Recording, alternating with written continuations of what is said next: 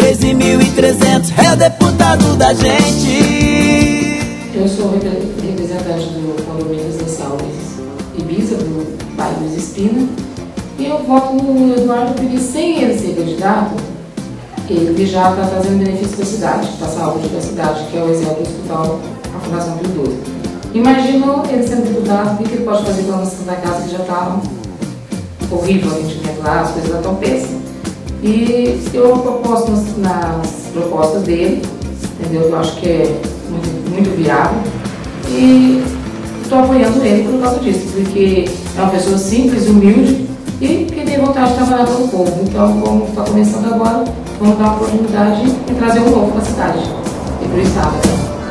Tá na hora de mudar, pense e renove. Deputado estadual Eduardo Petrov fez muito pela saúde, disso ele entende. 13.300 é o deputado da gente.